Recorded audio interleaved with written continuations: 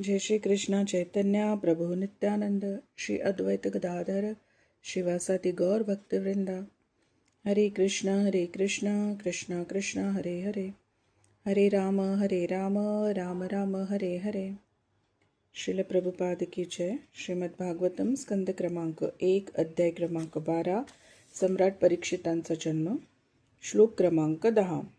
अस्त्रतेज स्वगदया निहारमीव गोपतिः विधमंतं सन्निकर्षे पर्येक्षतक इत्यसो। अस्त्रतेजः म्हणजे ब्रह्मास्त्राचे तेज, स्वगदया म्हणजे आपल्या गदेने, निहारम म्हणजे दवबिंदू, इव म्हणजे प्रमाणे जणू, गोपतीही म्हणजे सूर्य, विधमंतम म्हणजे नाश करण्याची क्रिया, सन्निकर्षे म्हणजे सानिध्यात, पर्येक्षत म्हणजे निरीक्षण केले, कह म्हणजे कोण, इति असो म्हणजे हे शरीर. सूर्य जसा दवबिंदूंना सुकवून टाकतो तसे भगवान ब्रह्मास्त्राच्या तेजाचा नाश करण्यास संलग्न झाले होते. त्या बालकाने त्यांना पाहिले आणि त्याला विचार पडला की हे कोण. श्लोक क्रमांक 11। विधूय तदमेयात्मा भगवान धर्म गुब विभू मीशतो दशमासस्य तत्रेवांतर्ददे हरी। विधूय म्हणजे संपूर्ण नाश करून, तत् म्हणजे ते, अमे आत्मा म्हणजे सर्वव्यापी परमात्मा, भगवान म्हणजे भगवान, धर्म गुप म्हणजे धर्माचे नीतीचे रक्षण करणारे, विभू म्हणजे सर्वश्रेष्ठ, मीशतः म्हणजे निरखित असता, दशमासस्य म्हणजे सर्व दिशांना व्याप्त असणाऱ्याचे, तत्र एव म्हणजे तत्काळ तेथेच, अंतः म्हणजे दृष्टीच्या पलीकडे, दधे म्हणजे झाले, हरी म्हणजे भगवंत. तो बालक भगवत रूपाचे दर्शन करीत असतानाच धर्मरक्षक, सर्व दिशांना व्याप्त करणारे, सर्व जीवांचे परमात्मा असे तिक्कालातील भगवंत तेथेच अंतर्धान झाले. तात्पर्य: बालक परीक्षित ज्यांना पाहत होते तो काही दिक्कालाने बद्ध असा सामान्य जीव नव्हता. भगवंत आणि जीवात मोठे अंतर आहे. येथे भगवंतांचा निर्देश दिक्कालातील परमचेतन असा केलेला आहे. प्रत्येक जीव काळ आणि दिशा यांनी मर्यादित असतो. गुणात्मकदृष्ट्या जीव व परमेश्वर जरी एका पातळीवर असले तरी परिमाणात्मक दृष्ट्या परम आत्मा व अंशस्वरूप आत्मा यांच्यात महद अंतर आहे. भगवद्गीतेत परमात्मा व जीवात्मा अशा दोघांनाही सर्वव्यापी म्हटले आहे. येन सर्वमिदं ततं. परंतु या त्यांच्या दोन्ही सर्व व्यापकत्वात अंतर आहे. जीव स्वतःच्या शरीरापुरता सर्वव्यापी आहे, परंतु परमात्मा सर्व काळ आणि सर्व अवकाशाला व्यापणारा आहे. सामान्य जीव आपल्या सर्व व्यापकत्वाने इतर सामान्य जीवावर प्रभाव टाकू शकत नाही, परंतु परम आत्मा पूर्ण पुरुषोत्तम भगवंत सर्व ठिकाणावर, सर्व काळावर, सर्व प्राणीमात्रावर प्रभाव ठेवण्यात परम समर्थ आहेत. ते भगवंत सर्वव्यापी असून दिक्कालाने मर्यादित नाहीत, म्हणून ते परीक्षितांच्या मातेच्या उदरात देखील प्रकट होऊ शकतात. येथे भगवंतांना धर्मरक्षक म्हटले आहे. भगवंतांना शरण गेलेला मनुष्यच खरा धार्मिक, नीतिमान, सदाचारी आहे. भगवंत त्याचे कोणत्याही परिस्थितीत संरक्षण करतातच. भगवंत अधार्मिक किंवा नीतिरहित लोकांचेही अप्रत्यक्षपणे संरक्षण करतात. ते त्यांना आपल्या बहिरंगा शक्तीच्या नियंत्रणात ठेवून तिच्याद्वारे त्यांच्या पापांची शुद्धी करतात. येथे भगवंतांचे वर्णन दिशांचे आवरण घेतलेले असे केलेले आहे. याचा अर्थ असा होतो की भगवंतांनी 10 दिशांची वस्त्रे पांघरलेली होती. भगवंत सर्व स्थळी उपस्थित आहेत आणि त्यामुळे ते स्वेच्छेनुसार कोणत्याही ठिकाणी प्रकट होऊ शकतात आणि अंतर्धान होऊ शकतात. बालक परीक्षितांच्या दृष्टीला ते दिसेनासे झाले. याचा अर्थ हा नाही की जेव्हा ते दिसू शकत होते तेव्हा ते दुसरीकडून तेथे आले होते. ते आधीच तेथे होते आणि अंतर्धान झाल्यावरही ते तेथेच होते. केवळ ते त्या बालकाच्या दृष्टीसमोरून अदृश्य झाले इतकेच. आकाशाचे आच्छादन म्हणजे निसर्ग माऊलीचे उदरच आहे आणि सर्व जीवांचे पिता त्या भगवंतांनी आपणा सर्वांना तेथे ठेवले आहे. ते सर्वत्र आहेत. अगदी माता दुर्गेच्या भौतिक निसर्गरूपी गर्भात देखील ते आहेत. योग्यता प्राप्त मनुष्य त्यांचे दर्शनही करू शकतात. श्लोक क्रमांक 12. तत सर्व गुणोदर्के सानुकूल ग्रहोदये जज्ञे वंशधरः पांडोर्भूय पांडुरी वोजसा.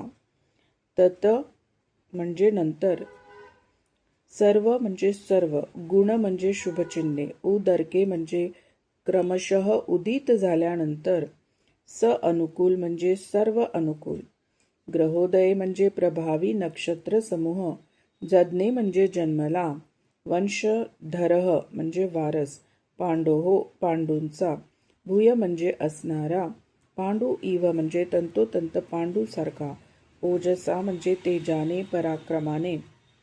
नंतर जेव्हा आकाशात ग्रह नक्षत्रांची शुभचिन्हे क्रमाने दिसू लागली तेव्हा पांडूचा वारस जन्माला आला. तो तंतोतंत पांडूसारखाच तेजस्वी होता.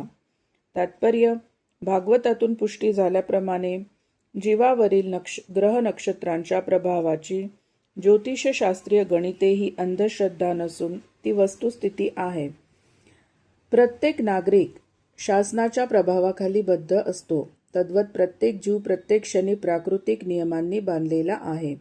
शासकीय नियमांचे स्थूल रूपाने पालन करण्यात येते, परंतु प्राकृतिक नियम सूक्ष्म असल्यामुळे आपल्या स्थूल जाणिवेला त्यांचा अनुभव होत नाही. भगवद्गीतेत 3.9 म्हटल्याप्रमाणे जीवनातील प्रत्येक कृती प्रतिक्रिया उत्पन्न करते. त्या कर्मफळाने आपण बांधले जातो. तथापि जे विष्णू प्रीत्यर्थ यज्ञकार्य करतात तेच केवळ कर्मफळाने बांधले जात नाहीत. भगवंतांच्या उच्चाधिकारातील हस्तकांकडून आपल्या कृत्यांचा न्याय केला जातो आणि आपापल्या कर्मानुसार देह प्रदान करण्यात येतो. प्राकृतिक नियम सूक्ष्म आहेत. आपल्या शरीराचा प्रत्येक भाग तत्संबंधी नक्षत्रांच्या प्रभावाखाली आहे आणि आपल्याला अशा ग्रहांच्या प्रभावानुसार आपल्या बंदिवासाचा अवधी पूर्ण करण्यासाठी कर्मयोग्य शरीर प्राप्त होत असते. जन्मकाळी अवकाशात ग्रह नक्षत्रांची जी स्थिती असेल तिला अनुसरून माणसाचे भवितव्य ठरत असते आणि विद्वान ज्योतिषी नक्षत्रांची स्थिती दाखविणारी कुंडली मांडतात. हे एक शास्त्र आहे आणि एखाद्या शास्त्राचा दुरुपयोग केला जातो म्हणून ते शास्त्र निरुपयोगी ठरत नाही. महाराज परीक्षित काय, पण प्रत्यक्ष परमेश्वर देखील शुभयोगावरच अवतार धारण करतात आणि अशा जन्मलेल्या व्यक्तींच्या देहावरही त्या शुभयोगाचे परिणाम होत असतात. स्वतः भगवंत ज्यावेळी या भौतिक सृष्टीत अवतीर्ण होतात त्यावेळी ग्रहस्थिती अतिशय मंगलकारक असते. त्यामुळे त्या काळाला जयंती असे म्हटले जाते. कोणत्याही व्यक्तीच्या वाढदिवसाला जयंती शब्द उपयोजून त्याचा दुरुपयोग करू नये. परीक्षित महाराज केवळ थोर क्षत्रिय सम्राट होते एवढेच नव्हे तर ते परम भागवत होते. त्यामुळे त्यांचा जन्म सामान्य वा अशुभ समय होईल हे शक्यच नव्हते. एखादा सन्मान्य व्यक्तीच्या स्वागतासाठी योग्य स्थळ काळाची निवड केली जाते. त्याचप्रमाणे प्रत्यक्ष भगवंतांनी ज्यांची चिंता वाहिली त्या महाराज परीक्षितांच्या जन्मासाठी तसाच योग्य क्षण निवडला जाणे अगदी अपरिहार्य होते. त्या क्षणाला सर्व शुभ ग्रह एकत्र येऊन राजावर आपला मंगल प्रभाव टाकीत होते. त्यांचा जन्म झाला तोच मुळी भागवतातील थोर पुरुष होण्यासाठी. अशा प्रकारची शुभ ग्रहांची युती ही मानवी इच्छेची निर्मिती असू शकत नाही. ती परमेश्वरांच्या श्रेष्ठ योजनेनेच होत असते. अर्थात हेही खरेच की ही परमेश्वरी योजना सुद्धा जीवाच्या शुभाशुभ कर्मानुसारच होत असते. जीवाने पवित्र सत्कर्मेच का करावीत याचे रहस्य या ठिकाणी उलगडते. केवळ सत्कर्मांच्या योगानेच एखाद्याला उत्तम संपत्ती, सच्चिक्षण आणि सौंदर्यपूर्ण देह मिळू शकतो. प्राणीमात्रांचा मूळ धर्म जो सनातन धर्म आहे त्याचे संस्कारच अशा प्रकारच्या उत्तम ग्रहस्थितीचा लाभ मिळवून देणारे वातावरण निर्माण करण्यास अत्यंत उपयुक्त असतात आणि म्हणून वरिष्ठ वर्णांना आवश्यक सांगितलेला गर्भाधान संस्कार बीजशुद्धीकरणाचा पहिलाच संस्कार हे समाजात सद्गुणी, पवित्र आणि बुद्धिमान व्यक्तींचा वर्ग निर्माण होण्याच्या दृष्टीने प्रारंभीचे धार्मिक कृत्य आहे. केवळ सद्गुणी आणि समंजस प्रजा असेल तरच जगात शांतता नांदेल, सुबत्ता येईल. व्याभिचारात आसक्त असलेला असमंजस आणि अनावश्यक प्रजेमुळेच आज जगात उपद्रव माजला आहे आणि नारकीय अवस्था उत्पन्न झाली आहे. श्लोक क्रमांक 13. तस्य प्रीतमना राजा विप्रेर्धौम्य कृपादिभिः जातकं कारयामास वाचयित्वा च मंगलम. तस्य म्हणजे त्याचे, बालकाचे, प्रीतमनाः म्हणजे संतुष्ट, राजा युधिष्ठिर महाराज, विप्रे म्हणजे ब्राह्मणांकडून, धौम्य म्हणजे धौम्य ऋषी, कृप म्हणजे कृपाचार्य, आदिभिः म्हणजे आणि इतर, जातकम म्हणजे मुलाचा जन्म झाल्यानंतर लगेच करावयाचा संस्कार, कारयाम आस म्हणजे करवून घेतला, वाचयित्वा म्हणजे उच्चारून, च म्हणजे आणि, मंगलम म्हणजे मंगलपाठ. परीक्षित महाराजांचा जन्म झाल्यानंतर अतिशय प्रसन्न झालेल्या युधिष्ठिर महाराजांनी धौम्य, कृप आदी विद्वान ब्राह्मणांकडून मंगलपाठपूर्वक बालकाचा जातक संस्कार करविला. तात्पर्य: वर्णाश्रम धर्मव्यवस्थेने सांगितलेले संस्कार यथावत करू शकतील अशा तज्ज्ञ, सच्शील आणि बुद्धिमान ब्राह्मणांचा वर्ग समाजात असण्याची नेहमीचीच आवश्यकता आहे. असे संस्कार झाले नाही तर समाज सद्वर्तनी होण्याची शक्यता नाही. या कलियुगात तर सर्व जगभरातील जनता शूद्र किंवा त्यापेक्षाही खालच्या स्तराला जाऊन पोचली आहे, कारण या संस्कारांचा अभाव. आता हेही खरे की आवश्यक त्या सुविधा आणि सच्शील ब्राह्मणांच्या अभावी हे वैदिक संस्कार आता या युगात पुनरुज्जीवित करणे शक्य नाही. परंतु या युगासाठीच म्हणून सांगितलेली पांचरात्रिक व्यवस्था मात्र आहे. ही व्यवस्था शूद्र वर्गासाठीच आहे आणि कलियुगात तर सर्वांनाच शूद्र समजले जाते. तेव्हा या युगासाठी अत्यंत योग्य म्हणून या संस्कार पद्धतीचा निर्देश करण्यात आला आहे. अशा प्रकारचे संस्कार हे केवळ आध्यात्मिक उन्नतीसाठीच करावयाचे असतात, अन्य कोणत्याही उद्देशाने ते करावयाचे नसतात. आध्यात्मिक उन्नती ही माता पित्रांच्या उच्च वा कनिष्ठ वर्गावर अवलंबून नसते. गर्भाधान संस्कारानंतर स्त्रीच्या गरोदरपणाच्या काळातच आणखीही काही संस्कार करावयाचे असतात. उदाहरणार्थ सीमंतोन्नयन, पुंस्वन इत्यादी. जातकर्म हा मुलाच्या जन्मानंतरचा पहिला संस्कार असतो. महाराज परीक्षितांच्या जन्मानंतर राजपुरोहित धौम्य आणि केवळ पुरोहितच नव्हे तर थोर सेनापतीही असलेले कृपाचार्य अशा सुपात्र आणि विद्वान ब्राह्मणांकडून हा संस्कार महाराज युधिष्ठिरांनी करविला. या दोघा विद्वान पुरोहितांच्या सहाय्यासाठी युधिष्ठिरांनी आणखीही दुसरे सच्शील ब्राह्मण दिले होते. हे सर्व संस्कार म्हणजे केवळ औपचारिक कर्मकांडे किंवा सामाजिक समारंभ नव्हेत, ते अत्यंत व्यावहारिक असून उच्च प्रकारच्या उद्दिष्टपूर्तीसाठी आहेत. धौम्य, कृप यासारख्या निष्णात ब्राह्मणांकडून ते यशस्वीपणे संपन्न केले जाऊ शकतात. असे ब्राह्मण दुर्मिळच असतात. एवढेच नव्हे तर आजच्या युगात ते उपलब्धही असणार नाहीत आणि म्हणून या पतित काळात गोस्वामींनी वैदिक धर्मकृत्यांच्या स्थानावर पांचरात्रिक पद्धत अधिक श्रेयस्कर मानली आहे. कृपाचार्य हे थोर ऋषी शरद्वन यांचे चिरंजीव असून गौतम गोत्रात त्यांचा जन्म झाला होता. योगायोगानेच त्यांचा जन्म झाला. थोर ऋषी शरद्वन यांना एकदा जनपदी नावाची स्वर्गातील एक अप्सरा दिसली आणि या ऋषींचे वीर्य 2 भागात स्खलित झाले. त्यातील एक भागापासून मुलगा व दुसऱ्या भागापासून मुलगी अशी 2 जुळी मुले झाली. त्यातील मुलगा पुढे कृपाचार्य नावाने ओळखला जाऊ लागला आणि मुलीचे नाव कृपी पडले. वनात मृगयेसाठी गेली असताना शंतनू राजाला ही मुले दिसली आणि त्याने ती घरी आणून त्यांच्यावर योग्य संस्कार करून त्यांना ब्राह्मण्य मिळवून दिले. कृपाचार्य मोठेपणी द्रोणाचार्याप्रमाणेच श्रेष्ठ सेनापती झाले आणि त्यांची बहीण कृपी हिचा विवाह द्रोणाचार्यांशी झाला. कृपाचार्यांनी पुढे महाभारताच्या युद्धात भाग घेतला. त्यात ते दुर्योधनाच्या पक्षात सहभागी झाले होते. महाराज परीक्षितांचा पिता अभिमन्यू याला मारण्यात कृपाचार्यांचाही हात होता. तरीही पांडव कुटुंबियांच्या मनात त्यांच्याविषयी अतिशय आदर होता, कारण तेही द्रोणाचार्यांप्रमाणे थोर आणि विद्वान होते.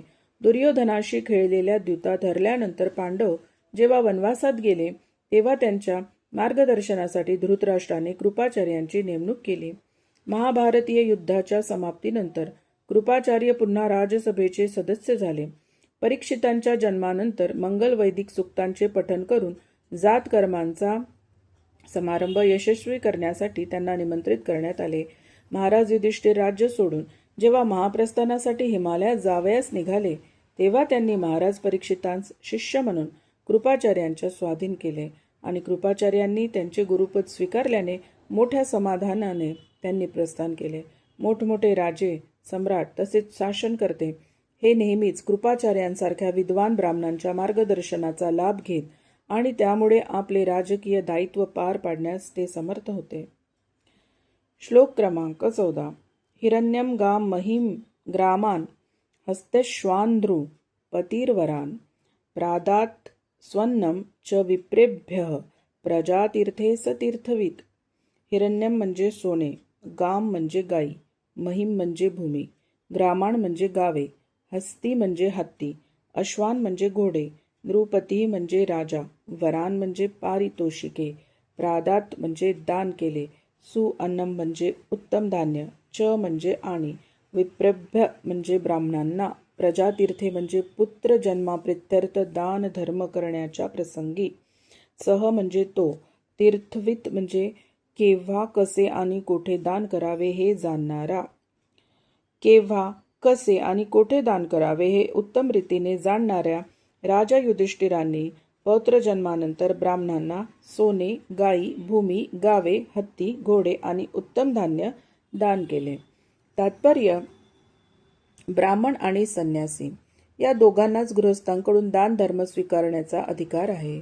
विविध संस्कार प्रसंगी, विशेषतः जन्म, विवाह आणि मृत्यू या संस्कारांच्या वेळी ब्राह्मणांना संपत्ती दान केली जाते, कारण ते मानव जीवनाच्या परम आवश्यकते संबंधात उच्च श्रेणीची सेवा करतात.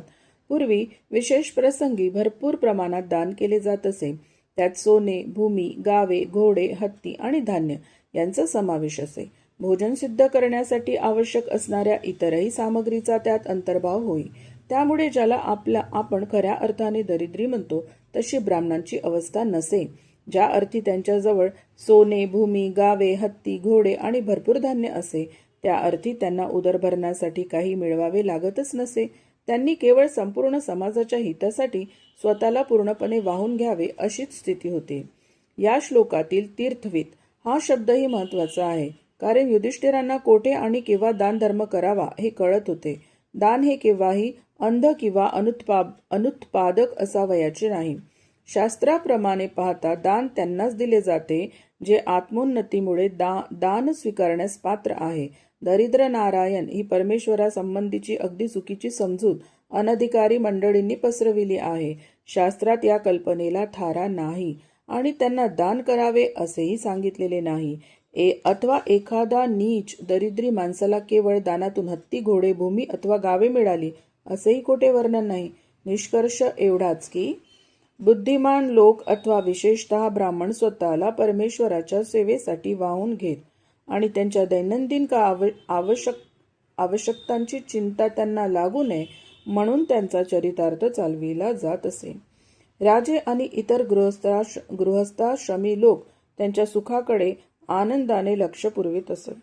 शास्त्रामध्ये असा नियम घालून दिला आहे की जोपर्यंत मूल नाळेने आपल्या मातेशीच संयुक्त आहे तोपर्यंत त्यास मातेच्याच शरीराचा भाग समजावा, पण त्याची नाळ तोडली गेली आणि ते मातेच्या शरीरापासून विभक्त झाले की लगेच त्याचा जातक संस्कार करावा.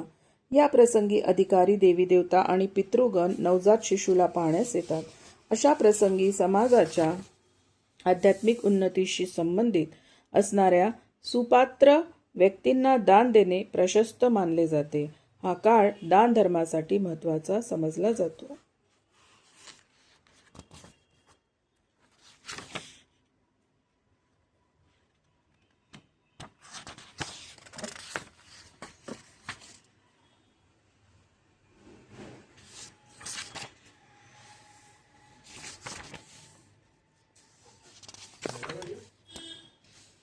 श्लोक क्रमांक 15. तमुचुर ब्राह्मणास्तुष्टा राजानं प्रश्नयान्वितम् एष ह्यस्मिन् प्रजातन्तो पुरुणाम पौर वर्षभ. तम म्हणजे त्याला, उचुहू म्हणजे बोलले, ब्राह्मणा म्हणजे ब्राह्मण, तुष्टाहा म्हणजे संतोष पावलेले, राजानम म्हणजे राजाला, प्रश्रय अन्वितम म्हणजे उपकार करणारा, एषः म्हणजे हा, ही म्हणजे निश्चयाने, अस्मिन म्हणजे या साखळीत, प्रजातंतो म्हणजे वंश परंपरा, पुरुणाम म्हणजे पुरूंचा, पौरव ऋषभ म्हणजे पुरुकाळातील श्रेष्ठ. राजाने दिलेल्या दानाने ते विद्वान ब्राह्मण संतुष्ट झाले आणि त्यास म्हणाले, हे पुरुकुळ श्रेष्ठा, हा पुत्र पौरवांच्या कुळ परंपरेला शोभेसा असाच आहे. श्लोक क्रमांक 16. दैवेना प्रतिघातेन शुक्ले संस्थामुपेयुषी रातो वोनुग्रहार्थाय विष्णुना प्रभविष्णुना.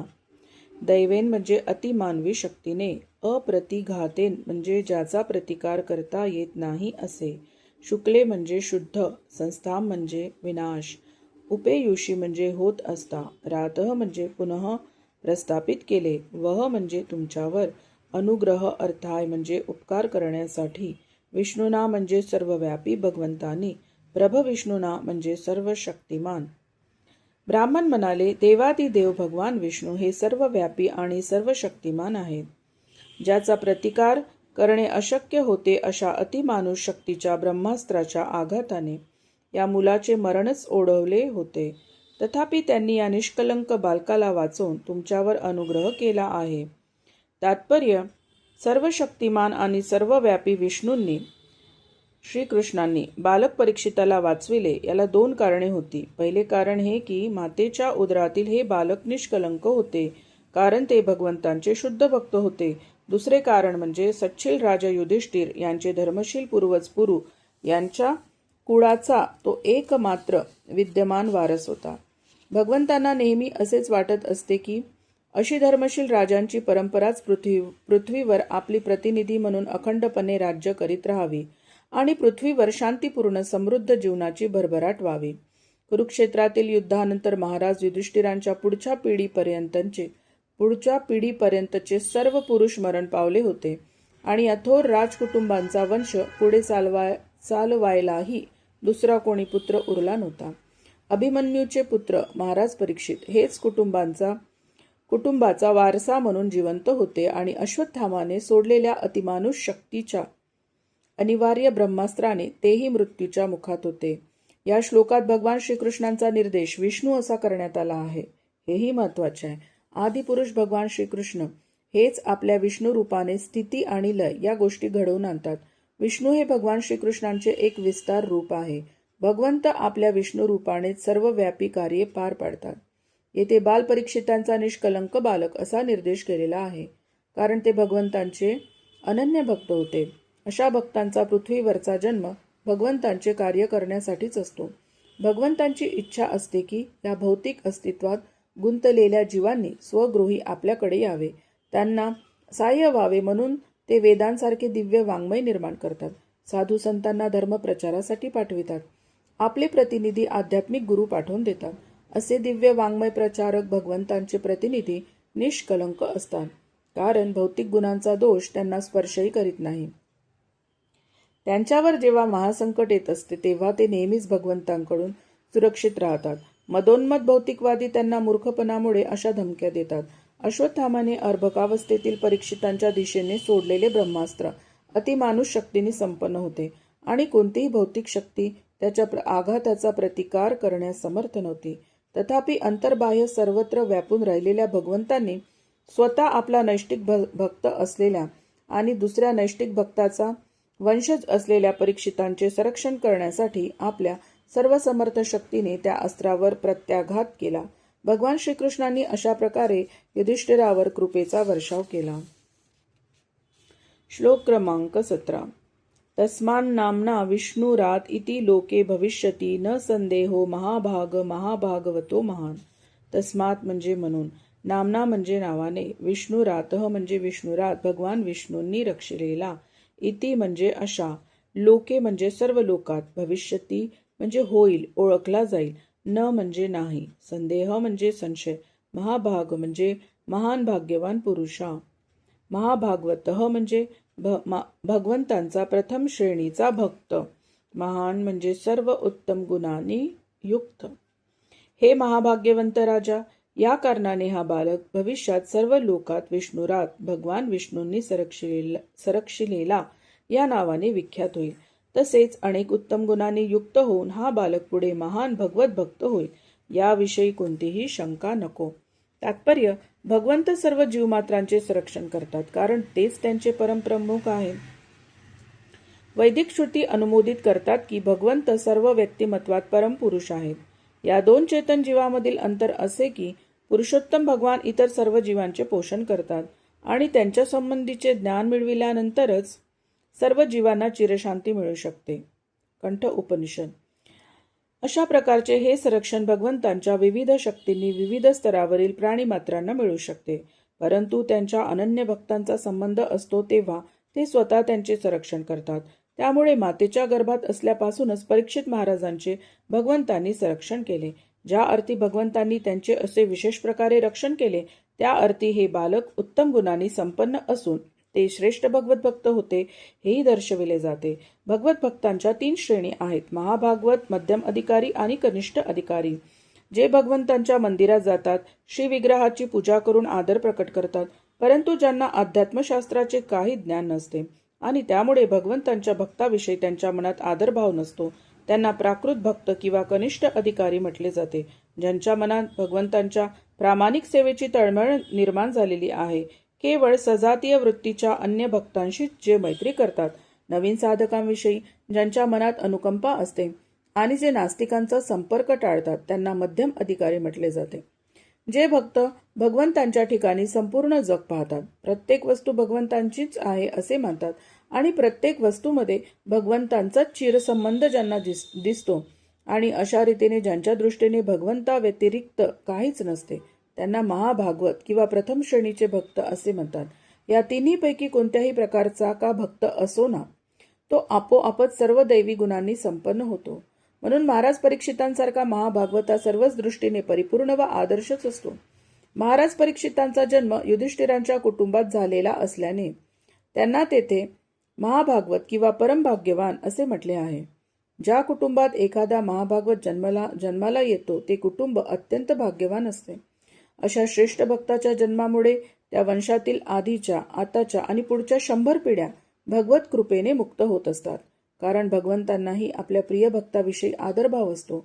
म्हणून भगवंतांचे निष्ठावंत भक्त होण्याने आपल्या कुळाचे सर्वाधिक कल्याण होत असते. श्लोक क्रमांक 18. श्रीराजोवाच. अप्पेशवंशान राजर्षीन पुण्यश्लोकान महात्मनः अनुवर्तिता स्वीदशसा साधुवादेन सत्तमा. श्रीराजा म्हणजे धर्मशील राजा महाराज युधिष्ठिर उवाच म्हणाले. अपि म्हणजे प्रश्नार्थक अव्यय, एषः म्हणजे हा, वंशान म्हणजे वंशातील, राज ऋषीन म्हणजे ऋषीसारखे राजे, पुण्यश्लोकान म्हणजे ज्यांचे नाव सुद्धा पुण्यप्रद आहे असे, महाआत्मनः म्हणजे महात्म्यांचे, अनुवर्तिता म्हणजे अनुसरण करणारा, स्वीत म्हणजे होईल का, यशसा म्हणजे यशाने, साधुवादेन म्हणजे चांगले म्हटले जाणारे यश, सत्तमाहा हे म्हणजे हे महात्म्यांनो. त्या पुण्यशील महाराज युधिष्ठिरांनी विचारले, हे महात्म्यांनो, हा आमचा पौत्र आमच्या वंशातील पूर्वीच्या राजांप्रमाणेच सात्विक, नावाप्रमाणे पुण्यशील आणि आपल्या कीर्तिप्रद कृत्यांनी प्रसिद्ध असा होईल ना. तात्पर्य: युधिष्ठिरांचे सर्व पूर्वज अत्यंत सात्विक, पुण्यशील आणि आपल्या थोर कृत्यांनी कीर्ती मिळविलेले असे राजे होते. राजसिंहासनावर बसलेले ते ऋषीच होते असे म्हटले असता शोभेल आणि त्यामुळे त्यांच्या राज्यातील सर्व प्रजाजनही सुखी, पुण्यशील, सद्वर्तनी, समृद्ध आणि आध्यात्मिक दृष्ट्या प्रबुद्ध होते. थोर महात्म्यांचे कठोर मार्गदर्शन आणि पारमार्थिक अनुशासन यातून असे थोर राजर्षी प्रशिक्षित होत असतात. परिणामतः राज्यात साधू स्वभावी लोकांची संख्या भरपूर असते. ते राज्य म्हणजे आध्यात्मिक सुखाने संपन्न असे होते. महाराज युधिष्ठिर स्वतः आपल्या थोर पूर्वजांची प्रतिमाच होते आणि आपल्यानंतर गादीवर येणारा राजाही आपल्या पूर्वजांसारखाच असावा अशी त्यांची तीव्र इच्छा होती. विद्वान ब्राह्मणांनी त्या मुलाचे जातक वर्तवून त्यांना जेव्हा सांगितले की हे मूल भगवंतांचे परमभक्त होईल, तेव्हा त्यांना अत्यंत आनंद तर झालाच, परंतु अधिक विश्वासार्हतेने हेही जाणण्याची इच्छा झाली की हा मुलगा मोठेपणी थेट आपल्या पूर्वजांसारखाच होईल की नाही. त्यांच्याच पावलावर पाऊल ठेवून तो चालेल की नाही? राजसत्ताक राजवटीची ही पद्धत आहे. तेथे राजा हा धर्मशील, भगवंतांचा उदारभक्त आणि उद्धट जणांसाठी मूर्तिमंत भय असलेला असावा लागतो. तथापि त्याने आपल्या मागे निष्पाप प्रजाजनावर राज्य करण्यासाठी आपल्याच योग्यतेचा एक वारस उत्तराधिकारी निर्माण केला पाहिजे. आजच्या आधुनिक लोकशाही राजवटीची स्थिती अशी आहे की जनसामान्यांनी गुणांच्या दृष्टीने आपली क्षुद्र आणि त्यापेक्षाही कनिष्ठ स्तरावर अवनती करून घेतली आहे आणि त्यांचेच प्रतिनिधी शासन चालविणारे असतात. त्यामुळे धर्मशास्त्रानुसार प्रशासकीय शिक्षणाअभावी ते सर्वच अडाणी असतात. त्यामुळे सगळे वातावरणच क्षुद्र संस्कारांनी भारून जाते. परिणामतः पाप, वासना आणि लोभ हीच सगळीकडे दिसून येतात. हे शासनकर्ते सदैव आपापसात भांडतात.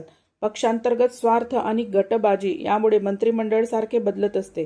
प्रत्येकाला अगदी मरेपर्यंत सरकारी पैसा लुटायला हवा असतो. कोणीही राजकारणातून स्वेच्छेने निवृत्त होत नाही. अशा निकृष्ट श्रेणीच्या लोकांकडूनच जनतेचे भले कसे होणार? याचा परिणाम म्हणून सर्वत्र भ्रष्टाचार, कटकारस्थान आणि दंभ यांचा सुळसुळाट होतो. म्हणूनच कोणतेही सार्वजनिक पद स्वीकारण्यापूर्वी लोकांनी भागवताचा अभ्यास करावा, म्हणजे आदर्श शासनकर्ता कसा असावा हे त्यांना कळून येईल. श्लोक क्रमांक 19. ब्राह्मणा उचुः पार्थ प्रजावीता साक्षा दीक्षा कुरीव मानवः ब्रह्मण्य सत्यसंधश्च रामो दाशरथीर्यथा. ब्राह्मणा म्हणजे सच्चिल विद्वान ब्राह्मण, उचुः म्हणजे म्हणाले, पार्थ म्हणजे हे पृथेच्या पुत्रा, प्रजा म्हणजे सर्व जीवजात, अविता म्हणजे संरक्षण करता, साक्षात म्हणजे प्रत्यक्ष, इक्ष्वाकुः इव म्हणजे जणू राजा इक्ष्वाकू प्रमाणे, मानवः म्हणजे मनुचा पुत्र, ब्रह्मण्यः म्हणजे ब्राह्मणांचा आदर करणारा, त्यांचा अनुयायी, सत्यसंधः म्हणजे वचनात सत्यवचने, च म्हणजे सुद्धा, रामः म्हणजे भगवान प्रभू श्री रामचंद्र, दाशरथीही म्हणजे दशरथ राजाचा पुत्र, यथा म्हणजे प्रमाणे. ते विद्वान ब्राह्मण म्हणाले, हे कुंतीपुत्र युधिष्ठिर, प्रजापालनाच्या बाबतीत हा बालक साक्षात मनुपुत्र इक्ष्वाकू प्रमाणे होईल आणि दशरथ महाराजांचे पुत्र भगवान रामचंद्र यांच्याप्रमाणे ब्राह्मण्य धर्माविषयी पूज्यभाव राखणारा व सत्यवचनी होईल. तात्पर्य: प्रजा म्हणजे या भौतिक जगात जन्मास आलेले सर्व जीव. खरे पाहता जीवाला जन्मही नाही आणि मृत्यूही नाही, परंतु भगवंतांच्या भक्तीपासून जीव विभक्त होतो आणि या भौतिक निसर्गावर प्रभुत्व मिळविण्याची आकांक्षा धरतो. त्याच्या या भौतिक वासना तृप्त करून घेण्यासाठी योग्य असे शरीरही त्याला देण्यात येते, पण हे करीत असता तो प्राकृतिक नियमांनी बद्ध होतो. त्याचा भौतिक देह कर्मानुसार बदलत राहतो. अशा प्रकारे देहांतर करीत करीत तो 84 लक्ष योनीतून फिरत जातो. अंततः तो भगवंतांचाच अंश आहे आणि म्हणून भगवंत त्याच्या जीवनावश्यक आवश्यकतांची पूर्ती करून त्याचा चरितार्थ चालवितात.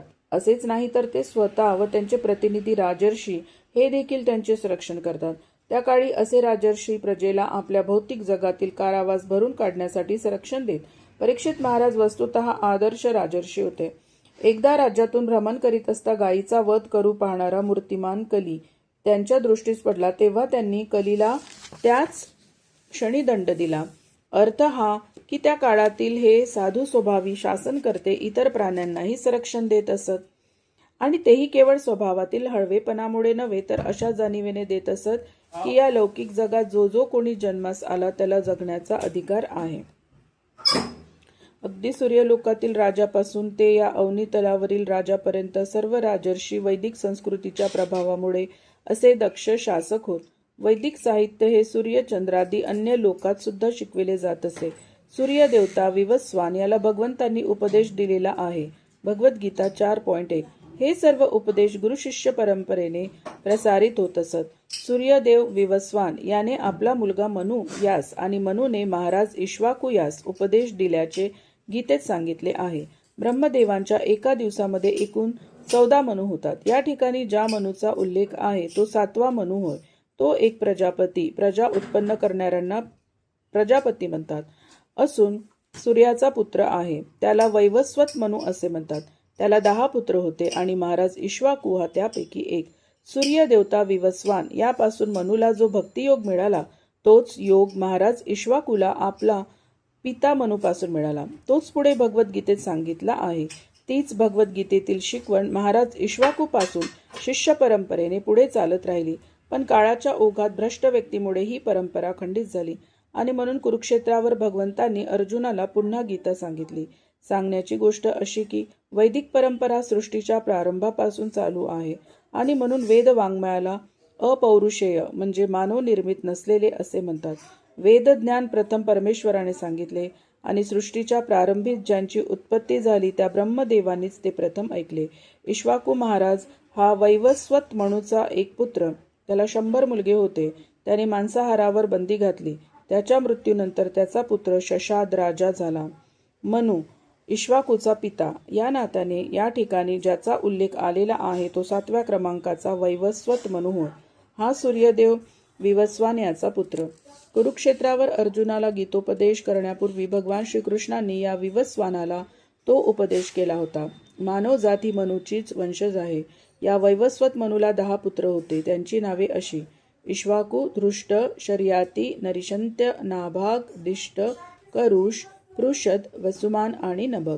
भगवान विष्णूने वैवस्वत मनुच्या आधिपत्याच्या प्रारंभीच मत्स्यावतार घेतला होता. त्याला भगवद्गीतेतील उपदेश आपला पिता सूर्यदेव विवस्वान याजकडून मिळाला आणि तोच उपदेश त्याने आपला पुत्र इक्ष्वाकू यास दिला. त्रेतायुगाच्या प्रारंभी सूर्यदेवाने मनुला भक्तीचा मार्ग शिकविला आणि मनुने जगाच्या कल्याणासाठी तोच मार्ग पुढे इक्ष्वाकूला सांगितला. प्रभू रामचंद्र स्वतः भगवंतांनी श्रीराम रूपाने अवतार धारण केला. त्यावेळी आपले शुद्ध भक्त अयोध्यापती दशरथ महाराज यांच्या पुत्र रूपाने ते प्रकट झाले. भगवंत श्री रामरूपात अवतरताना चतुर्व्यूहातील एक स्वतः भगवंत आणि इतर 3 अवतीर्ण झाले. ते त्यांचे बंधू झाले. त्रेतायुगातील चैत्र महिन्याच्या शुक्ल पक्षातील 9मी तिथीला त्यांचा अवतार झाला. नेहमीप्रमाणेच त्यांचा उद्देश धर्माची संस्थापना करणे आणि दुर्जनांचा नाश करणे हा होता.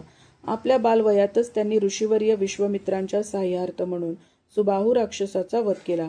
त्यांनी मारीच राक्षसालाही ठार केले. असे राक्षस ऋषींच्या यज्ञात नेहमी विघ्ने आणीत असत.